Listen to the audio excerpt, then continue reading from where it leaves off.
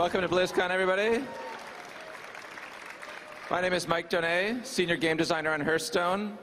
I'm joined today by two expert Hearthstone players. We have Trump. Trump is from Team Solo Mid, and he's well known for having created many of the spreadsheets and videos that you use to learn about Arena. And I'm joined by Hafu from Team Cloud9, one of the top 20 Arena players in the world. Today we're going to tell you why we love Hearthstone. We're going to tell you why you should love Hearthstone. There's millions of people that are enjoying it.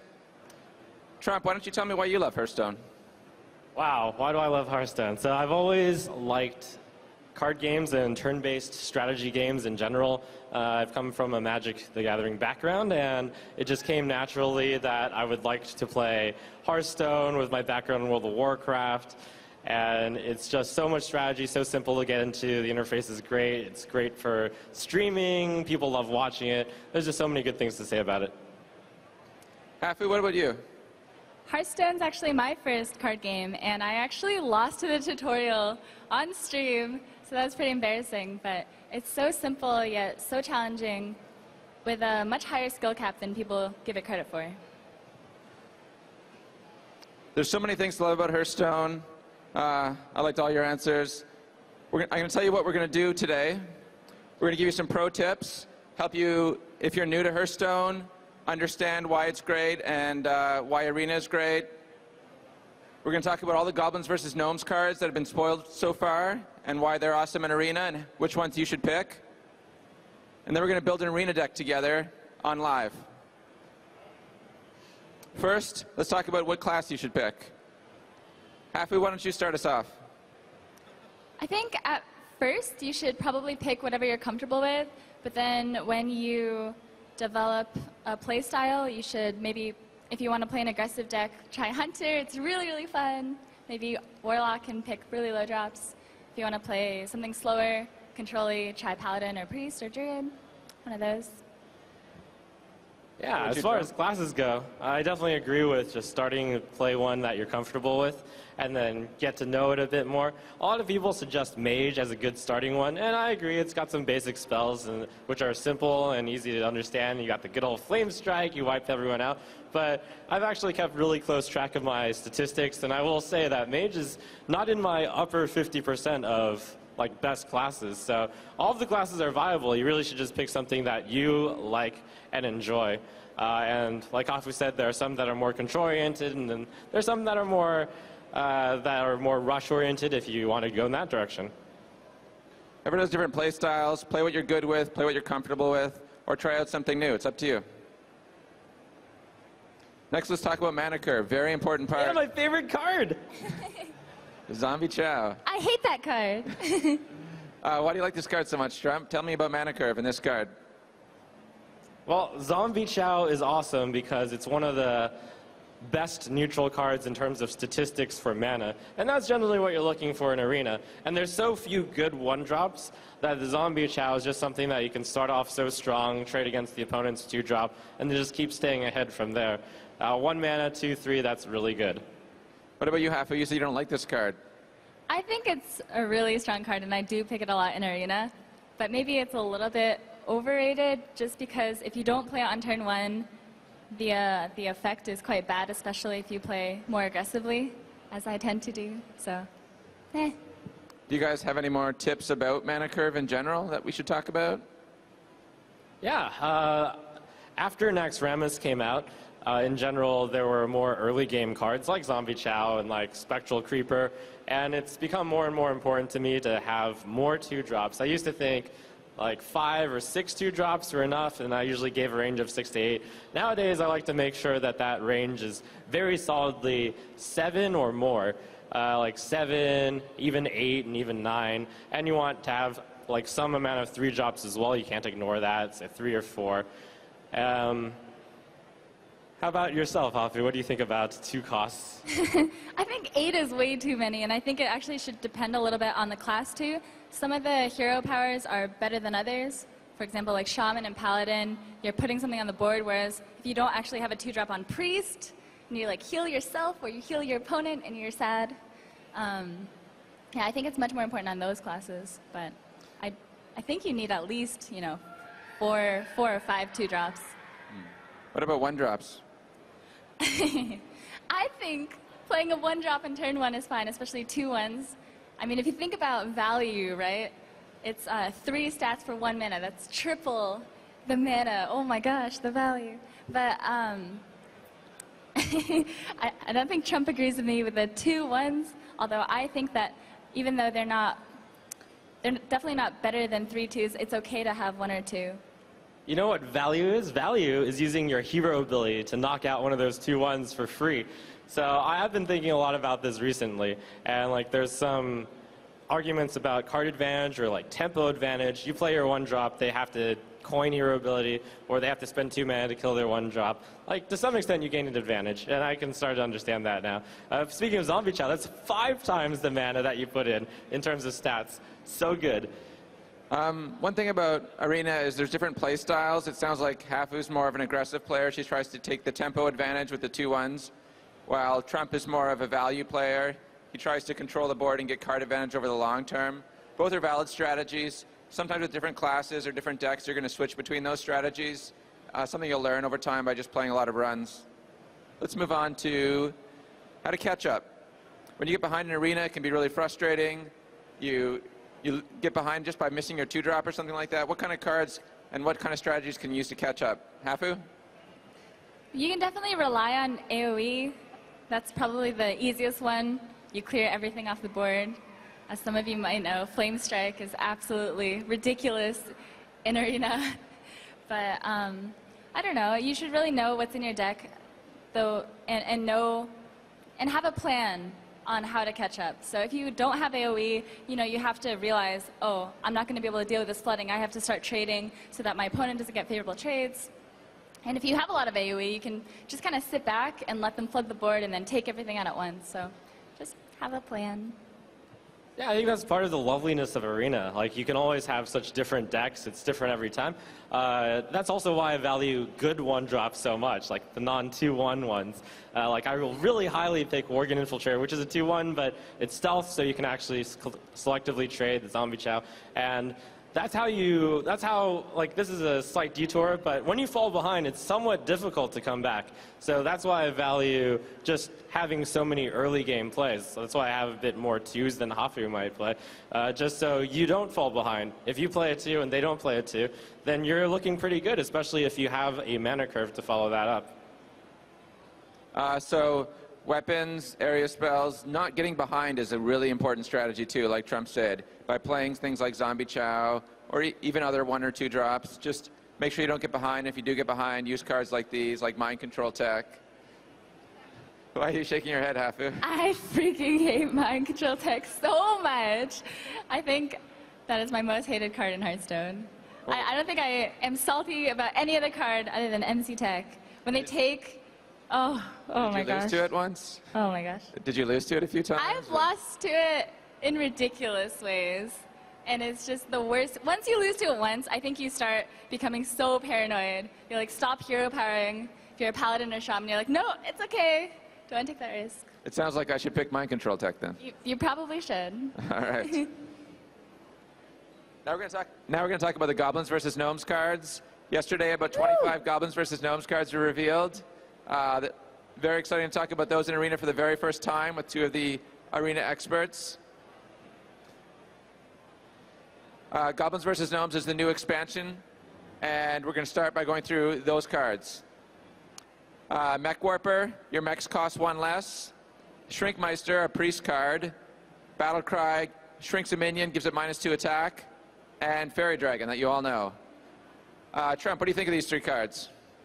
All right, all of these cards also have different valuations in Constructed, so I'll start off by saying that we'll be giving it in a more Arena-looked base. So Mech Warper, for example, it might be a top pick in Constructed. You build in a mech deck in Arena. You're going to have some mechs, and it itself is a mech, which is going to benefit a lot of the other Arena cards, which are coming out in this expansion. Shriekmeister, though, is definitely the card to pick. It is really strong in Arena. In Arena, I'm just looking for those individually strong cards like Yeti or Just really good basic cards. Shrinkmeister, 2-mana 3/2, that's already good. And on top of that, the battle cry is insane. The way I would think of it in Arena is it's like a 3/4 for 2 mana if you play it with a minion, because it's going to take 2 less damage when you attack with that minion into the shrunken enemy's minion. Sounds really good. What about you, Hafu? What do you think of these cards? I'm just going to have to disagree that it's a 3/4, just because you do have to have board control to kind of benefit off that. But, I mean, it's really ridiculous on Priest, because it is a Priest class card, just because it goes so well with Cabal Shadow Priest. You can start just taking Yetis. Like, to me, that's just going to be so, oh my goodness. But, That's a lot of value. It's a lot of value. Yeah, Shrinkmeister combos with a lot of Priest cards, Shadow Word Pain, Cabal Shadow Priest, etc. So, sounds like Shrinkmeister is your pick here. Great. Let's move on to the next one. We have Bomb Lobber. He comes into play, he throws a bomb, deals 4 damage to a random enemy minion. Goblin Blast Mage. His battle cry is, if you control a mech, deal 4 damage, randomly split amongst enemy characters. It fires out 4 little bombs. And Twilight Drake. Hafu, what do you like from these? I really like the Goblin Blast Mage. I think it's pretty ridiculous. 5/4 for 4 is already great for stats, and the battle cry just makes it kind of ridiculous. I mean, you can't reliably get a mech on the board, but even so, I feel like Bomb Lobber is a bit less consistent. All right, what about you, Trump? Yeah, I definitely agree with the assessment that the Goblin Blast Mage is going to be one of the top cards to pick for a mage in Arena now. I'm sure... Do you know any statistics about how often we're going to have a mech out? Well, it depends if you're playing against someone who likes board control. Like, the thing is, if you've got a lot of mechs, Goblin Blast Mage obviously will be better. There's about one-third of the minions in Goblins vs. Gnomes are mechs, so keep that in mind. Yeah, that looks really consistent. So, I mean, 4-mana 5/4 is good as is. That ability on top is just gravy. I will also mention Bomb Lobber, I think, is an excellent card. And the way I evaluate cards is, like, I'm going to think of that battle cry as worth something around 2 mana. So it's like a 3-mana 3/3, and you get an additional draw, the 2 mana, deal 4 damage to a random enemy minion, and you get to play it. So when you package those into a card, those tend to be really strong. They're all strong cards. Sounds like I would take Blast Mage if I had lots of mechs, and maybe Bomb Lumber if I don't. Let's go on to the next one. We got Micro Machine. At the start of each turn, that's your turn and your opponent's turn, he gets +1 attack. So the first time you attack with him, he'll be a 3/2. Piloted Shredder. His Death Rattle summons a random 2-cost minion. That's a minion, any 2-cost minion in the game, any class, and Silver Moon Guardian. Hafu, what do you think of these cards? I think the Micro Machine is cute, but I think Piloted Shredder is ridiculous. It's kind of like a crazier Harvest Golem at 4 mana. I think we talked about this earlier, but it's probably better than a Yeti now. So this is the new staple, go-to neutral 4-drop in Arena. Better than Yeti. It looks like a lot of fun, too. What do you think about the random craziness about in it? Yeah, that's really cool. I will also state that Micro Machine, when I first looked at it, I thought it sucked, but at the start of each turn, it turns out. So that card's actually really good in Arena also, since at worst, it's a 2-mana 2/2 on the opponent's turn, but you let that stay for just 2 turns, it builds up really, really quickly. But yes, Piloted Shredder is absolutely insane. And don't worry, guys, I did the math. I looked up all of the 2-cost minions you can get, and it turns out that the average that you can get is somewhere around a 2.25/2.25 in attack and health. So if you add that onto the Piloted Shredder, we're going to just round down, that's a 6/5 in value for 4, which is way better than Yeti. That sounds like a lot of value if everything works out for you. Yep, and here's some other cool things, like you can get Millhouse Mana Storm with it, which is a 2-mana 4/4. Battlecry doesn't come into play, so that's insane. That's the best case. You can also get a Warlock class card like Succubus, get a 4/3. Those are the 2 best case scenarios. And of Or course, Doomsayer. oh, that's, well. Doomsayer does seem a little wacky. Also, Lorewalker Cho seems like an interesting option there. Lots of cool options. What I like about Piloted Shredder is that you end up in a situation that you're not expecting. You have these creatures in play that you're not used to playing, or maybe from a different class, and that makes for like really skill testing and fun situations. And it's also really cool. Like, it brings a little bit of arena into Constructed, where you're going to come up with a lot of different situations. Definitely. Next we have Cogmaster. He gets +2 attack while you have another mech in play, or a mech in play. Clockwork Gnome. His Death Rattle, he adds a random spare part to your hand. And Leper Gnome. What do you think about these cards, Trump? All right, well, first of all, before evaluating these cards, we're going to need to know what a spare part is. Excellent question. I have a slide prepared for you. What are spare parts? Spare parts, they're 1-cost spells. There's 7 of them. They're small power level. Here's the 2 simplest ones. Whirling Blades gives a minion +1 attack. Armor Plating gives a minion +1 health. Rusty Horn gives a minion taunt. Emergency Coolant freezes a minion. Finicky Cloak Field gives a minion stealth until the end of your turn. It's only friendly minions. Reversing Switch swaps a minion's attack and health. This one has tons of possibilities, very skill testing. And Time Rewinder returns a friendly minion to your hand. Wow, these are cool. I'd like to say that this really fits in with the flavor of the expansion, and on top of that, it's a really cool way of adding something that's like draw a card, but it's not a card, it's just a spare part. And I look at these and I'm like, all right, so how much of a card is this worth? Because it's not worth a full card. These cards are not as good as cards, but they are something. So I have to think of something like maybe they're worth 1/4 of a card or maybe half a card. So somewhere around there is what I value them at. All right, sounds good. Now that we've seen spare parts, what would you pick here?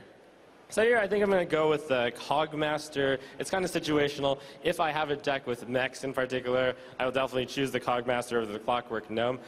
Since the Clockwork Gnome is still just a 1-mana 2/1, and then when it dies, you draw, like we're going to say, you draw 1/3 of a card. So maybe the card is worth 5/6 of a card since it's a 1-mana 2/1.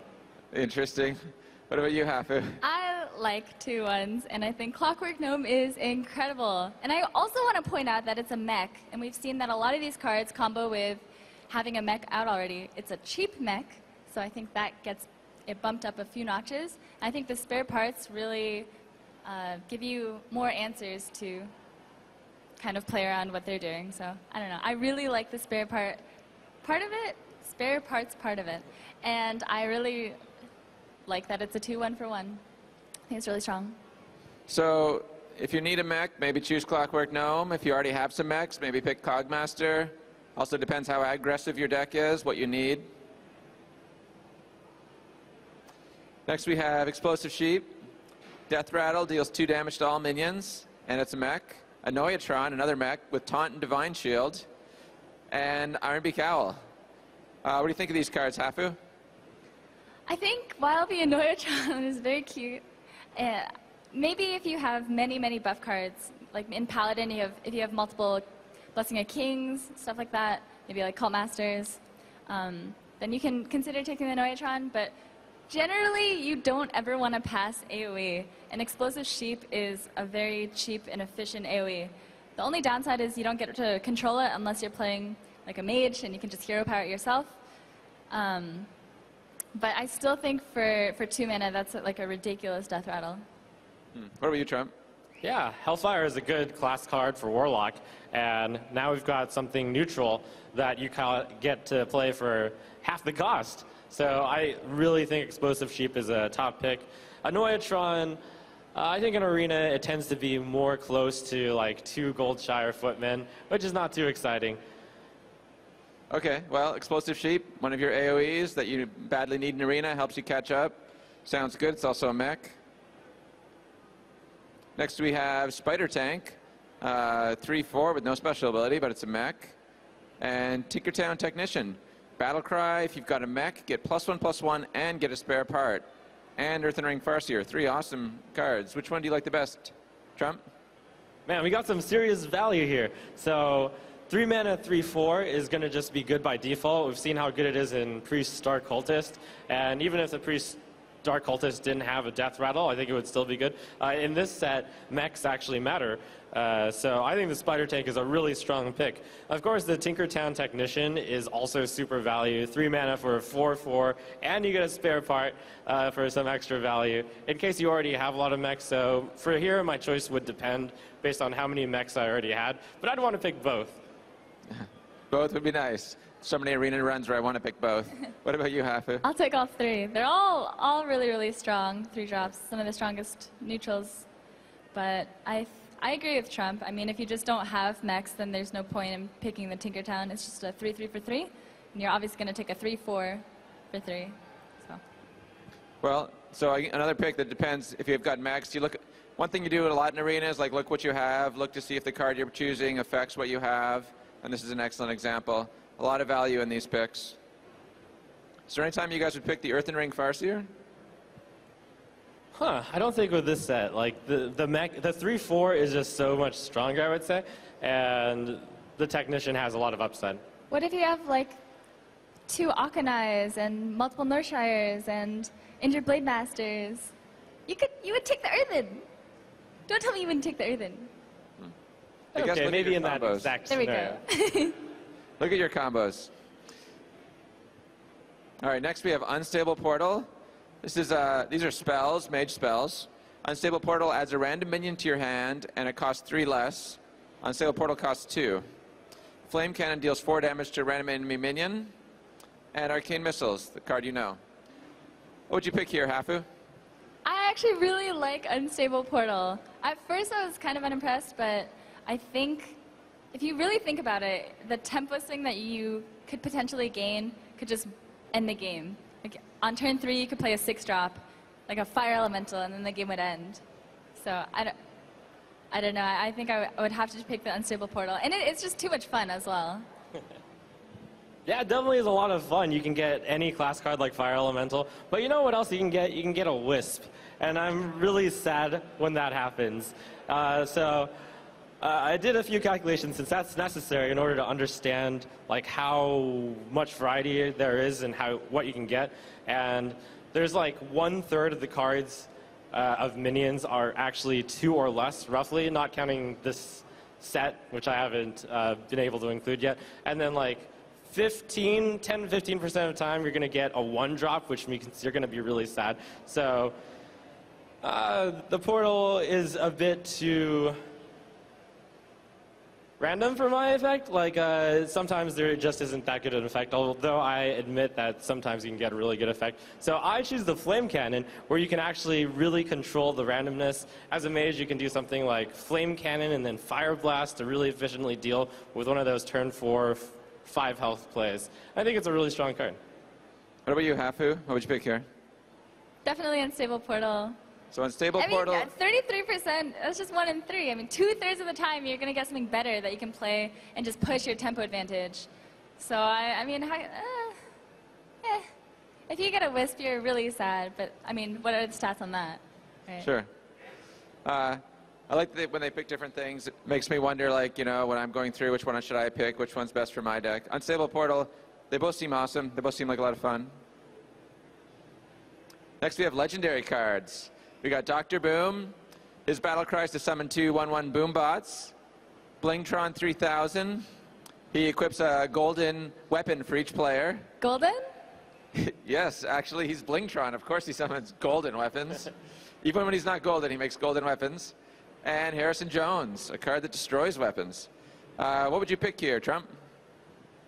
Well, I mean, I don't think I even need to know what a Boombot is before I pick Dr. Boom. But let's see what a Boombot is first. All right, I'll show you. Here we have Dr. Boom and his 2 Boombots. He summons 2 as his battle cry. They have a death rattle to deal 1 to 4 damage to a random enemy. Could be a minion, could be the enemy player. Wow. Well, now that I see what a Boombot is, that is super value. You get a 7 mana for roughly a 9/9, and those Boombots also do an additional damage, so maybe more like a 11/9, 12/9. That's good stuff. From here, I think the Blingatron is like way too situational to pull off successfully in Arena. It's at its best when your opponent already has a weapon, and in that case, I would say Harrison Jones is better than Blingatron, since the amount of benefit you get when you destroy their weapon and draw cards is really huge. But definitely Dr. Doom. Dr. Boom sounds awesome. What about you, Hafu? Definitely Dr. Boom. I love this card. It's going to be really fun. I'm pretty excited for it. I agree. Blingtron and Harrison Jones are just going to be too situational. So, Dr. All right, Boom cool. is good. It was a nice note that, like Trump said, Blingtron also destroys your opponent's weapon when it replaces it with a new one, so it's a little bit more value there. All right, great. Let's go on to the next one. We have 3 different spells here. Velen's Chosen, a priest spell, gives a minion +2/+4 and spell damage +1. Bouncing Blades, a warrior spell, deals 1 damage to a random minion, and you repeat that, bouncing around the board until it finally destroys 1 minion, and then it stops. And Blessing of Kings gives a minion +4/+4. What would you pick here, Hafu? I think I'm all about combos in Arena, and Bouncing Blade seems super fun, especially if you have, Commanding Shout, maybe like a Frothing Zerker, and then you charge that Frothing Zerker. Oh my goodness. I think Bouncing Blades would be really fun if you have the cards to kind of back that up. But if not, I would say, I think Velen's Chosen is actually, I think they're all around the same. Probably Velen's Chosen if I had to pick one. What about you, Trump? Do you have a strong preference? The first time I saw Bouncing Blade, I was so happy, and I was going to just pick that every time. But it just turns out that in Arena, I think when you can set up the situation where you have almost nothing and they have a lot of things, or they have one big thing, that's where Bouncing Blade is at its best. Might be more of a constructed card. So I'm going to have to lean towards Velen's Chosen here. When you're a priest, getting an additional health buff on your minions is really strong since you can just keep them alive and heal them. And it's really rare to have plus attack on priest as well. So you play that on your 2-drop, and maybe it can just become a slayer and then just kill everything and you keep healing it. And I see a lot of good things with that. Okay, yeah, Velen's Chosen makes a lot of sense because you can heal it. Bouncing Blades obviously has a lot of combos like Hafu mentioned. Minions that get bigger when they take damage along with Bouncing Blade would be awesome. Next we have Upgraded Repair Bot. This is a priest minion. Gives a friendly mechs only, +4 health. Matter Bomber. When Battle Cry deals 6 damage randomly split between all other characters, just like Mad Bomber, but twice as fun. And Abomination. What would you pick here, Trump? So I actually was browsing some statistics about Hearthstone Arena the other day, and it turns out that one of the best cards that people who go 12 wins go is quite surprisingly Mad Bomber. So I actually think Matter Bomber is an excellent card as well. If you're behind, you can actually play it to catch up in the game, which is very important, and you can do it with all sorts of other combos as well. So the best case scenario is you play that when you have no minions out and they have a lot of minions out, and it's almost like you get a 5-mana 5/4 and you get almost an Avenging Wrath on top of that, so that's really good. Still, though, I have to just choose the Priest card here, which is a 5-mana 5/9 in value. Really tough to pass that one up. So much value. What about you, Hafu? Yeah, if you have a lot of mechs in your Priest Arena run, I would definitely take the Upgraded Repair Bot. It's kind of hard not to. Health buffs, in general, are pretty ridiculous, and then on Priest you can just keep healing your minions, and then you get infinite value. So, I agree. Upgraded Repair Bot. All right, so if you need some catch-up cards, Matter Bomber, maybe Abomination, and if you have mechs, definitely Upgraded Repair Bot. Works great for priests. All right, second last slide. We have Enhanso Mechano. This guy's crazy. His Battle Cry gives each other minion a random buff, either Wind Fury Taunt or Divine Shield. And Piloted Sky Golem. The piloted mechs, we talked about them before, but the pilot comes out in a parachute, and he just parachutes down into the board. So it's super fun to watch. And this one summons a random 4-cost minion when he dies. And Big Game Hunter. What do you think of these cards, Hafu? The Piloted Sky Golem looks so fun. I'm all about these random cards. And you can go Piloted Sky Golem into Piloted, was it Shredder? The Piloted, Piloted Shredder, Piloted Sky Golem. Yeah, Piloted Shredder, 4-mana thing, and then you get a 2-drop, so it's really cool. But I think the Enhanso Mechano is a cool idea, but I think you have to be ahead on the board to really utilize it, and if you get the taunt, you're probably going to be sad. If you get the Wind Fury, you just randomly win. That's kind of cool. But I think piloted Sky Golem is similar to Karen. It's just really annoying to deal with and pretty fun as well. What about you, Trump? Yeah, I definitely agree on that note. The Enhanso bot is just so much of a win more card in Arena, I would say, just because you have to play it when you already have a lot of guys out. And that's kind of the opposite reason on Matter Bomber, where Matter Bomber is better when you play it when you're behind. I think a card that's good when you're ahead is not as good. And we're going to see a lot of parachuting coming up soon because all these piloted cards are really amazing. Like, I think this card is debatably better than even Karen Bloodhoof, which is one of the most ultimate value cards in Arena already. Wow, better than Karen? Why do you say he's better than Karen? Well, this random 4-mana minion, like on average, it's going to be somewhere around a 4/4 when you total up all the 4-mana minions you can get. Some of the best ones you can get are really good, like Pit Lord, which is a 4-mana 5/6 with no battle cry to hinder you. And there's not many that are too bad, other than, say, Summoning Portal. Yeah, Summoning Portal. Maybe good if you have a full hand. All right, cool. Sky Golem sounds really good. Enhanso Mechano better if you've got a lot of minions in play, which doesn't always happen in Arena. And our last slide, we have 3 legendaries again. We have Sneed's Old Shredder. It's the 3rd card in the piloted cycle. We have Mechgineer Thermoplug. Oh, sorry, let me read Sneed's. Death Rattle, summon a random legendary minion. And it's a huge mech. We got Mechgineer Thermoplug. Whenever an enemy minion dies, summon a Leper Gnome. It's going to fill the board with Leper Gnomes if you're in the right position. And Deathwing, a classic card. What do you think of these, Hafu? I think they're all really fun. I think Sneed's Old Shredder is too good to pass up. But if my curve is super, super low, I might go with the Deathwing just because I feel like Deathwing just wins games. I mean, your opponent can never expect a Deathwing. And yeah, I probably would go Sneed's Old Shredder in most of my arena runs, though.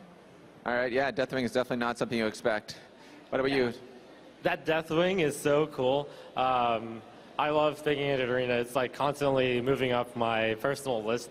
But here, I think we might see one of the best legendaries in the game coming up right here, Sneed's Old Shredder. The value you get off of that is insane. So it's 8 mana, 5/7 already. And when you calculate the average attack and health of a legendary card, a legendary minion, it's somewhere along the lines of like a 5/6. So I'm just going to add that straight up to there. And that means it's an 8 mana, 10/13. And on top of that, most of the legendary cards have a cool effect also, like Death Rattle sometimes, or something special like Sylvanas or Karen. Then the best case scenario for Sneed's Old Shredder is so big.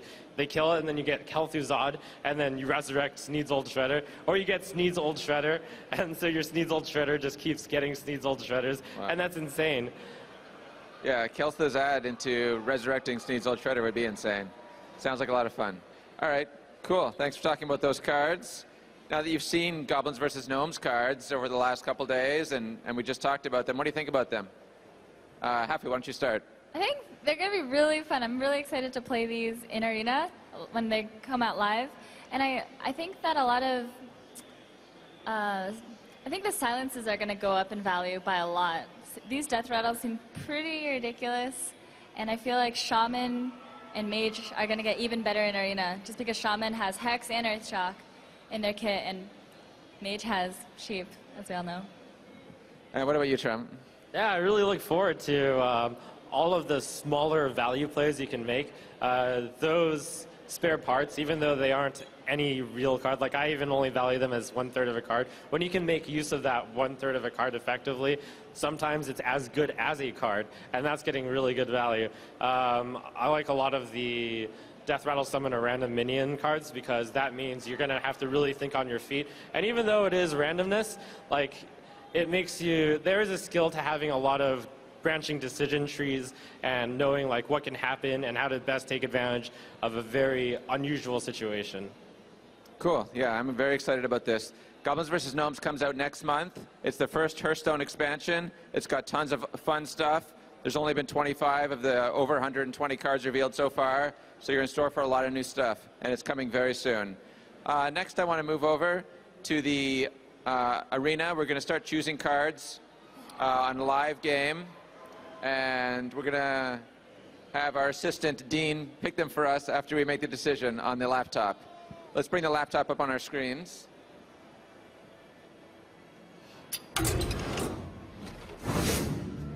All right, first we need to pick a class. What do you like here, Trump? Well, whenever I pick classes in Arena, I like to poll the audience on what to do. So why don't we do the same thing here? Hang on. I'll do them one at a time. If you like Hunter, clap now. Go! Clap if you like Hunter. All right, if you like Paladin, clap now. And if you like Mage, clap now. That's really close. What do you think? What do you think, Trump? I think I heard Paladin more. Yeah. All right, yeah. All right, Paladin it is.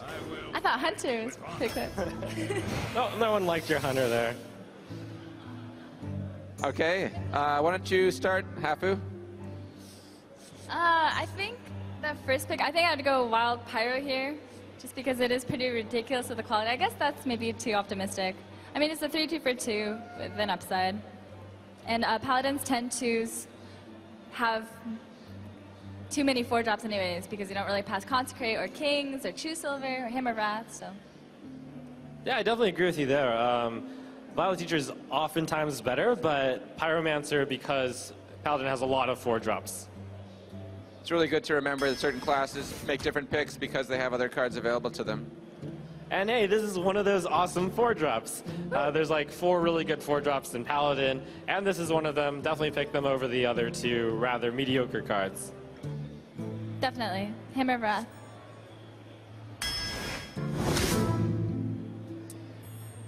Here, I would probably go Razor Fen Hunter.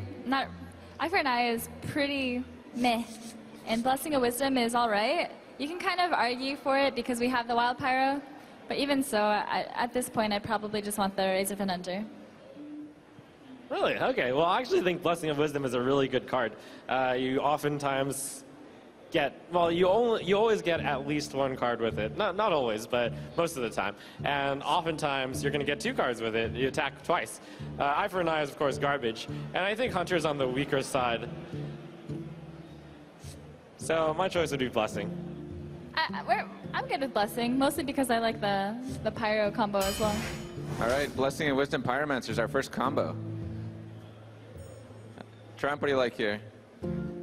Let's see. We've got one of the best 2-drops here. I mean, we've got 2 of the best 2-drops here. I'm going to go with the Creeper as slightly better than the Ooze here, just because there's a lot of statistic value there. It's got a lot of stats, basically. I definitely agree. Haunted Creeper is one of the most annoying to deal with cards that I've found. So even though Ooze is amazing, it's a 3-2 with a huge upside. I think Would you Haunted ever Creeper pick is still Undertaker better. here? If we have, if we're playing Hunter, I'd probably pick it like that. Actually, no, I'd probably still like the Haunted Creeper. But in Paladin, you don't really have too many death rattles in your kit. You don't have any death rattles. Oh, Right. Tyrion. Tyrion is your death rattle in Good Paladin's kit. So, not worried. Hafu, you're first here. We're going to take turns going first. Spellbreaker for sure. I think Silence is getting better and better in Arena as there's more and more Death Rattle cards, and fits with our curve quite well. I am a huge fan of Brewmaster, but right now nothing really exciting to brew back. No battle cries as of yet. Yeah, I'll agree with the Spellbreaker here. And once Goblins versus Gnomes comes out, like Hafu said, we're going to start picking this even more, I'd say. Spellbreaker it is. We got Voodoo Witch Doctor, Eye for an Eye, and Direwolf Alpha. All right, well, in this case, definitely choose Direwolf Alpha over the other 2 cards, which don't do anything. Voodoo Doctor does something, thank you very much, but I agree. Direwolf Alpha is really good, even better on Paladin because your hero power creates minions. Bluegill Warrior, woo! We only have 1 Death Rattle. I don't think it's really worth taking Undertaker unless you can expect to have maybe 4 or 5. That's the way I kind of value that card. So I would take Bluegill Warrior. Yeah, it's nothing exciting, but it's fine. Good enough, better than the others. Bluegill Warrior it is. All right, here I like the value of the Gnomish Inventor the most. Drawing a card is really important, especially in Arena, where a draw card is often in short supply. And I know a lot of people like the Spectral Knight. I think it's overvalued in Arena. To me, it's only slightly better than Spectral Smith. I think it's a lot better than.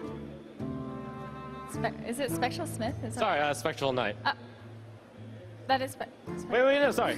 No, Spiteful Smith, sorry. Yeah, okay. I was like, what? All right. I would go Spectral Knight here. You tend to face a lot of mages in Arena, and Spectral Knight is like a mage's worst nightmare. So you would I'm take happy to Spectral see it. Knight? I would take the Spectral Knight, especially because, again, we already have 2 very good 4-drops. Paladins, we're going to take a lot more very good 4-drops, and we don't actually have a 5-drop yet. It's like a nice minion that doesn't die to Flame Strike. Woo! Yay! Right. Yeah, but we got Fast Gnomish strike. Inventor, which is a card that if it dies to Flame Strike, you've still got a card anyways. And I'd say overall it's better because, like, if you value draw a card at something like 1.5 mana, which is my approximate valuation, that's a 2.5 mana 2/4, which is great. So even at the top level, people sometimes aren't sure what to pick. These people, obviously Trump and Hafu disagree here. Why don't you guys decide? If you like Spectral Knight, applaud now. If you guys like Gnomish Inventor, applaud now. I'm going to say Spectral Knight takes it. Woo! Oh, guys. lost value there, guys. Here, definitely Haunted Creeper. The other 2 are on the weaker end. I think Noble Sack is fine, but I think Haunted Creepers, again, we talked about it. It's just too good to pass up. Yeah, definitely Haunted Creeper. Haunted Creeper it is. Oh, hey. Wow. Yeah, I mean, Mind Control Tech here for the reasons of, 1, it's a really good card, 2, we actually don't have any 3-drops, and I will also say that oftentimes in Arena, one of the mistakes I see people make is they're afraid of playing their 3-mana cards, which have some sort of battle cry effect, but you should play that on turn 3 if you have no other play. Do you play Alder Peacekeeper on turn 3? If No, you don't not have that any? one, though. Oh, okay. Most cards. I was just curious. Yeah. Yeah, I agree. MC Tech is fine to play on turn 3, and it's really, really good when you're behind, so it's a nice catch-up card. All right, Mind Control Tech. Definitely Kings. The other 2 are pretty lackluster, seeing as we don't have any weapons. But even if we had weapons, I would take the Kings. We have a lot of little creatures that we can buff up. These Haunted Creepers are going to probably stick, and does kind of go well with the Wild Pyro.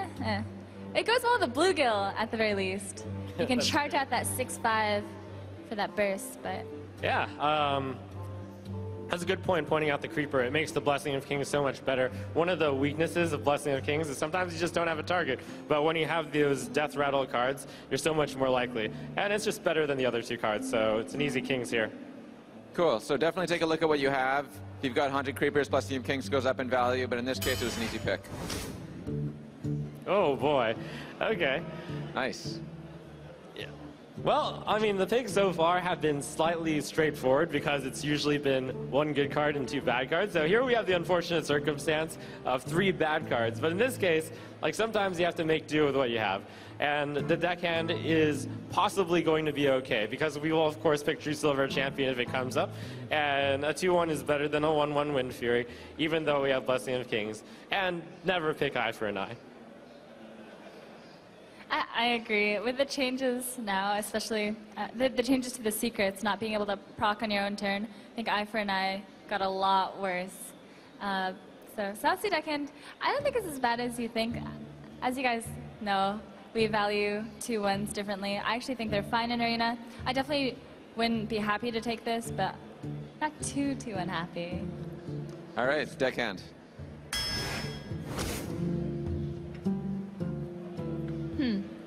Well, we just got the South Sea Deckhand, which makes me like Light's Justice a little bit more. I'm not sure it's really worth taking over the Avenge, though. We do have Haunted Creepers. Again, we're going to have things that are going to stick on the board. And we do have the Wild Pyro. I think I would probably go for Avenge here. How about you, Trump? I'm a little surprised that you had any hesitation. I think it's an easy Avenge. I actually have seen Light's Justice used to reasonable effect, and my Yeah. opinion of the card has gone up. I've argued with you about that before. Right, yeah. but still Avenge. Yeah. Well, Avenge- I mean, if we had maybe one other combo with a weapon, like if we had the Spiteful Smith, I really do think Light Justice is fine, and I probably, maybe if we had 3 cards that combo with weapons, I'd probably take the Light Okay. Justice. So I Light totally Justice, respect not a the bad way that, card. like, you see Better if value. you've got Spiteful Smiths. Yeah. Huh? Pardon? I was just saying Light Justice is not a bad card. Better than it looks, and even better if you've got Spiteful Smiths. Yeah, if you have enough combos, Light Justice gets quite good. And like if we had a quality or, something that required us to need 1 damage somewhere, it's actually quite good. But yeah, Avenge here, probably. Avenge it is. Let's see. We got another Hammer of Wrath. That's really good. I tend to just pick up those 4-mana Paladin cards almost by default, unless there's something else that's really good. And in this case, the other 2 aren't as good as Hammer of Wrath. Yeah, I agree. Even though our curve is a bit low, Hammer of Wrath is 4 mana in a cycle, so essentially it's even better. And Archmage isn't really going to get us that great value since we only have 1 Hammer of Wrath so far for spell power. So yeah, Hammer of Wrath. I have a question about curve. About how far through the draft do you start worrying more about curve and less about individual card value? Like halfway. I mean, I feel like you should always be aware of it. At the beginning, you can just clearly take whatever card is the best. But around halfway, 10 cards in, I start just noticing it, I suppose. It's the best way to... Yeah, I mean, it's one of those things which I'd say increases a lot in importance, especially near the halfway point. But sometimes, say by chance that your first 5 picks are all really good 3-drops and the other 2 cards are bad, then you start worrying on curve, like even on turn on pick 6. Then you get a good 3-drop against a slightly less good 2-drop, then you pick the 2-drop. So it always is a consideration. All right, we'll start looking. Hafu, what do you got here? I'm looking at the redemption. Maybe we have 2 Honda Creepers, but that's probably still not worth it. I would definitely take the Ancient Brewmaster here. Well, that's so cool that you considered the redemption. I actually didn't even consider it, but then With you pointed out the Sunwalker, Creepers. it just Yeah. wins games. Unless they sheep, and then you're really sad. You get 2 sheeps. But Right. Brewmaster, just because of the strongest individual card. Though the redemption is slightly better in this deck, it's true. All right. All right, so here I'm looking at our curve for the Questing Adventure, and we actually have a fairly low curve. There's Avenge, Blessing, the South Sea Deckhand, and we got one thing that I should point out already is that we've got our quota of 2s, I'd say. That's Pyro, 2 Creepers, Wolf, Warrior, so 5, and we're only about halfway in. So early game drops are getting worse. We have a good amount of spells. I would pick the Teacher here. yeah, I wouldn't even consider the Questing Adventure. I would definitely go Teacher here. You wouldn't consider it? I think it's especially consider good it. here just because our curve is low. I mean, we have some 1-drops to fill in the blanks, and Violet Teacher goes already so well with the Avenge and the Wisdom. And it's just, we only have 2 4-drops. I mean, it looks like we have a lot of 4-drops, but Hammer of Wraths and Blessing of Kings aren't really minions that you can just play on turn 4. So, I like the Violet Teacher here.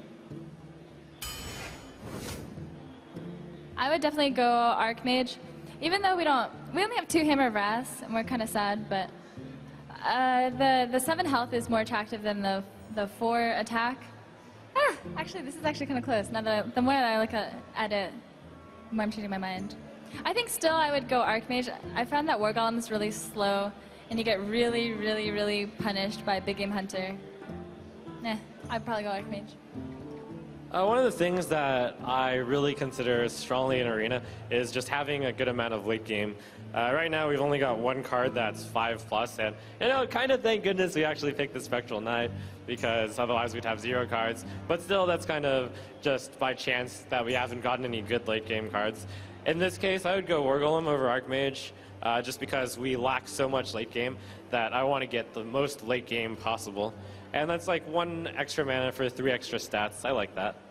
I think it's fair. I mean, Archmage is quite nice with Consecrate, but it's too slow to even make that argument. We don't even have one. So I think it's fine to take the War Golem. Okay, War Golem it is. All right. In this case, I would go with the Spectral Knight. It's 1 mana short of the Frost Elemental. Frost Elemental, by the way, is a card that I've started respecting more. What? I used to not respect it that much. Frost Ellie is ridiculous. It's so good. I love that card. It's a huge tempo swing, and we have a lot of buff cards and a lot of things that kind of require us to need 1 extra turn. So I would 100% take the Frost Ellie. Okay, I mean, that's good enough for me. I was also considering it just because we don't have any 6 drops, and it makes sense. I've always been the type of arena player who likes to take things slowly, so I don't mind too much about the tempo swing of the Elemental. All right, Frost Elemental. We're getting our much-needed late-game cards now. I think I would take the Dark Iron Dwarf. We're not that worried about our curve. Again, the curve looks weird. I feel like Paladin curves always look somewhat like this, just because you don't really pass all the common 4-drops, as we always talk about. But yeah, definitely Dark Iron Dwarf. It's just the best card here by far. I'm hesitating just because we don't, like, the problem with this deck is we're lacking straight AoE, and Unstable Ghoul does do that to some extent. Like, all we have is Wild Pyro for AoE clear. But even still, I think Dark Iron Dwarf's value is too high to pass. Yeah, I agree. The Dark Iron Dwarf is like us. The way I explain it to people is it's like 4 mana 4/4, and then it's actually 4 mana 6/4, and part of that has charge if you have a minion. So that's just a really strong card. Even better in Paladin, since you can buff your own minions with it, your tokens rather. It seems like minions that buff other minions are really important in Arena. Yeah, one of the things I will mention, though, is that it's often a mistake to take Shattered Sun Cleric when you don't have a lot of early game already, because oftentimes then it won't be so good. In this case, I would pick the Sunwalker. It's clearly better than... Divine Favor is just too hard to pull off in Arena consistently, and Blessed Champion is just a big finisher, which... the only thing we can really put it on here is the War Golem. And that would be amazing, but we want something that is independently good. And then Blessed Champion. Oh my goodness, one-shot him. But yeah, Sunwalker, and we're a little sad that we didn't take the Redemption now. I really do think when you get the Sunwalker and Redemption, you literally just win the game. They can't deal with it. It's like a double Cairn almost. That's what it feels like. Oh, here I would definitely take the Brewmaster. We're starting to get a couple battle cries that are nice. Frost Ellie and Spellbreaker, Dark Iron Dwarf, even Bluegill Warrior you can brew back for value, and it's just a 3/2 for 2, which is good. Yeah, Youthful Brewmaster, 3/2 for 2 is good. It has upside in this, actually. All right, Brewmaster. I'm one of the most reluctant people to pick Ironbeak Owl. I don't value silence as much as others, and I hate 2/1s. But in this case, just because the competition isn't so strong, I mean, I'm even tempted to pick Blessing of Might, to be honest. But let's see, maybe I would pick Blessing of Might. I would take Blessing of Might here. All right. I would easily take Blessing Blessing of of Might Might here. We have Wild Pyro, Might. we have the Violet Teacher, we have Might. a lot of... Pardon? Sorry, go ahead, Hafu. What? What were you saying? I don't remember. All right. Sorry, we only have 5 minutes left, so Trump and Hafu yeah, are going to I be didn't going with their short answers now. What do you like here, Tiger. Hafu? Yay, Tiger, go. Yeah, easy Tiger. The stats are good. The other 2 are not so great. And we need more late game. In this case, Senjin, like Hafu said, the fact that we have so many 4s is a little deceptive. The Hammer of Wrath can be cast at any time, and we only really have Brew, Dwarf, Breaker, and Teacher for 4 drops. Yep. Yep, Senjin, sorry. Great, Senjin. Bomber! We take Bomber and we're happy because he's a bomber. Yeah, Bomber. Bomber's an easy pick here.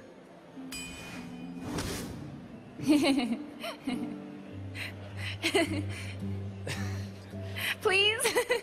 What Do do you it! got, Trump? Redemption, trust me. Lots of talk about redemption. I'm the type of player who doesn't value combos as know. much, so I would actually probably lean towards hand protection here. Now, I know there's all these creepers and the Sunwalker, so if you insist, we'll pick the Redemption. I would take the Redemption, and All right. All right, run with Redemption that it is. Redemption. We'll have to play that some and find out how good it is. It's also good with a tiger. Just saying. Guardian of Kings, because we need more big creatures. I think Hammer's great, but we're probably going to be pretty stocked up around the 4s. And yeah, it's a big, hefty creature. It's nice. I think Hammer of Wrath here, because like even though it doesn't cost as much mana as Guardian of Kings, it actually deceptively does cost as much mana because you draw the card and then like you play the card, you draw, and the Hammer of Wrath is just so strong. You get the 5/6 on the board, and also I really like the battle cry. I think health should be valued a bit more. I've been able to rush my opponents down a lot, and I think like sometimes when they just have the healing, you just can't finish. Yeah, I mean, I just don't think the stats are that great, but okay. You win that one. No Mush Inventor. No Mush Inventor. Everyone loves Gnomish Inventors. Blessing of Kings. Blessing of Kings. The other two are terrible. Yep. All right, easy one here. Look at all of our 4-drop. And then, Our last pick. Ooh. ooh, Alright, how many spells we got here? We got Avenge, Might. I don't think we need more card draw. I would just Redemption. take the Holy Wrath, and it is kind of a card draw. I started valuing it a little bit more, and we have mostly 4s. I think the curve is fine to take it. No, look at all the early game spells we have. We've got 4 1-cost spells. But you don't need more card draw. We have plenty with 2 What do you Hammer mean? You Wrath. always need more card draw. You don't always need more card The draw. more card draw, the better. This is like one of the You best always scenarios need I've card ever draw. seen Gadgets in. Holy Wrath. Look at all the 1-drops we have. You don't pick Holy Wrath there. You're gonna just Gadgetzan, coin, Blessing of Might. Your Gadgetzan, like what? You can Gadgetzan coin Redemption or Gadgetzan coin Avenge or Gadgetzan coin Blessing of Might something else. Like looking at all the low costs Holy we Wrath have. is 1 a and card 2. draw. It is a card draw, but sometimes it's going to do 1 or 2 damage. I mean, like you didn't and pick you're Hammer relying on the of Wrath coin. against Guardian of Kings. Guardian How of can you Kings pick is it a against- 7 draw. Gadgetzan Auctioneer is like a 10 draw given our. All right, let's have the Curve. audience 10 decide. draw. We don't have that many. It's 4, and you don't really want to If play you agree them. with Hafu and you want to pick Holy Wrath here, applause. And if you agree with Trump and you would pick Gadgetzan Auctioneer for value, applause. They have value. All right. Get the Gadget. And if you would pick Mana Addict, I'd agree with that. All right, we've got our deck. What do you think about our deck, Trump? How will it do? All right, so we have a sufficient amount of early game, I think. We've got the Brew, the Pyro, the Bomber, 2 Creepers, Direwolf, Bluegill. So that's 7. We got the Hero abilities. This is one of the classes that doesn't need enough. So we got the early game handled. We got enough late game because even though it looks like we don't have that much, the Hammer of Wrath counts as late game. You get the draws. We've got a good amount of cards that can just keep floating. I don't think we got a very particularly strong arena, like nothing too insane, no consecrations, no true silvers. So ultimately, this is just a reasonable deck. I'd say I would guess this deck would go 7, 8 wins. Yeah, I was gonna say 6 through 8 with a pretty good chance of going like 10. Yeah, I could definitely get up there. Yeah, I think if you do the right combos, you can just. I'm telling you, Sunwalker Redemption, try it. It's ridiculous. Oh, I imagine it'll be great when that happens, yes. Thank you, Trump and Hafu, for helping me with my arena deck. Now I have this saved on my account. I'm going to get 4 wins with it. Thank you all for coming and checking out Arena. I hope you go and play it and you play some Goblins versus Gnomes. Have a good BlizzCon. Thank you for attending the Hearthstone How to Become an Arena Legend panel.